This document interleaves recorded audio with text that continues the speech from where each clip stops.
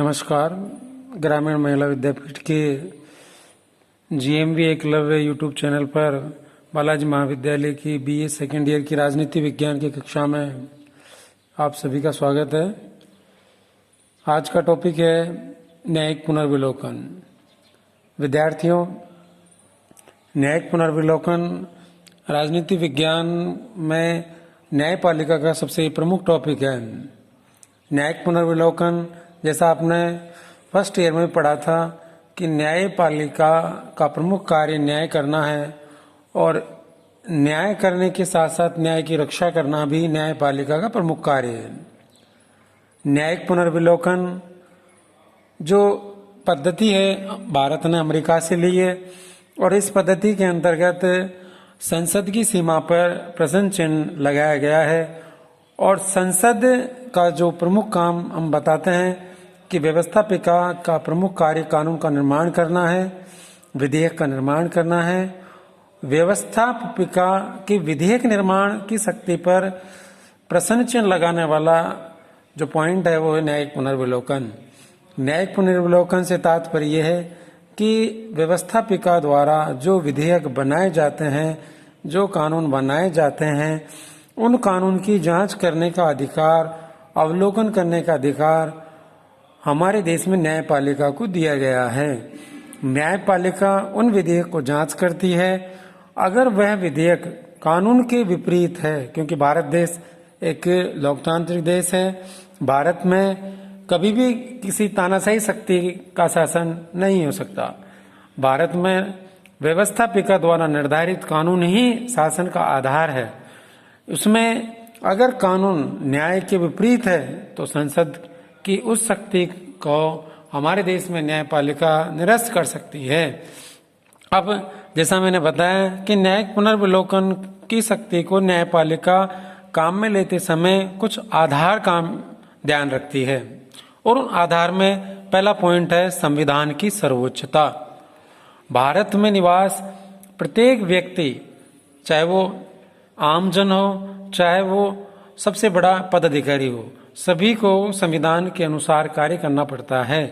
शासन से जुड़ा प्रत्येक अंग भी संविधान की रीति के अनुसार कार्य करता है। कोई भी व्यक्ति संविधान के सिद्धांतों के विरुद्ध कार्य नहीं कर सकता है और उन्हीं नियमों को ध्यान में रखकर हमारे न्यायपालिका न्यायिक पुनर्विलोकन शक्ति को अपनाती है। अगर कोई भी संविधान के नियमों को तोड़ता है तो वो कार्य अवैध होता है। दूसरा, जैसे इसमें लिखा हुआ है संघीय व्यवस्था। मैंने आपको पहले बताया था भारत एक संघीय शासन अपनाने वाला देश है। भारत में संघीय शासन व्यवस्था हमने कनाडा से अपनाई है और संघीय शासन व्यवस्था के अंतर्गत भारत केंद्र व राज्यों के मध्य शक्ति का विभाजन करता है और इस शक्ति विभाजन में 3 सूची, जैसा हमने पढ़ते हैं संघ सूची, राज्य सूची, समवर्ती सूची, और तीनों विषयों में केंद्र और राज्य दोनों को कार्य बांटे गए और जो विषय केंद्र को दी गई है उस पर कानून बनाने का कार्य केंद्र ही करेगा। केंद्र उस सीमा से बाहर नहीं होगा।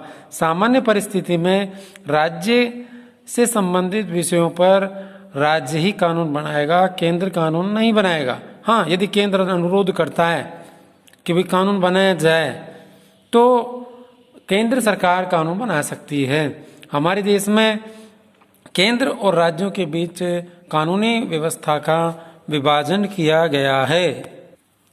अनुच्छेद 246 के अंतर्गत केंद्र राज्यों के मध्य विधि निर्माण की शक्ति का विभाजन किया गया।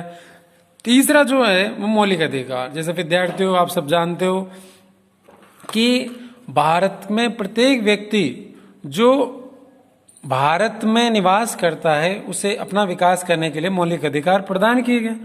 अगर उसके मौलिक अधिकारों का हनन होता है और कोई भी सरकार मौलिक अधिकारों के विरुद्ध कानून बनाती है तो उस कानून को अवैध करार किया जा सकता है। सर्वोच्च न्यायालय उस कानून को शून्य कर सकता है। हमारे देश में मौलिक अधिकार को एक श्रेष्ठ स्थान प्राप्त है।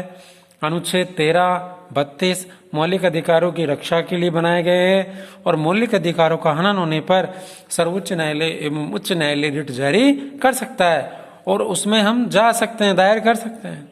मौलिक अधिकार एक सर्वोच्च स्थिति है। इसके अतिरिक्त जैसे लिखा हुआ है जनहित याचिका, जनहित याचिका जनहित याचिका से तात्पर्य है कि आम जन यदि शोषित है, पीड़ित है और स्वयं कोर्ट में नहीं जा सकता है, मुकदमा दर्ज नहीं करा सकता है, गरीब है, तो उसके स्थान पर समाज का प्रबुद्ध वर्ग, बुद्धिमान वर्ग, जो समाज में बुद्धिशाली है, विवेकशील है, वो भी जाकर कोर्ट में उस व्यक्ति की तरफ से वाद दर्ज करा सकता है और उस व्यक्ति की तरफ से मुकदमा दर्ज करा सकता है। हमारे देश में जनहित याचिका का जनक पीएन भागवती था, जिसने मुलजिमों के मामले को कोर्ट में उठाया। न्यायालय उस वाद को, जनहित याचिका के वाद को एक आम सामान्य स्थिति के माध्यम से सुनेगा, उसमें किसी प्रकार तकनीक को नहीं अपनाएगा। वो एक साधारण पोस्ट ऑफिस, एक साधारण पोस्ट कार्ड के माध्यम से, पोस्ट डाक के माध्यम से इसको भेज सकते हैं। इसके साथ ही अंतिम लाइन के साथ धन्यवाद।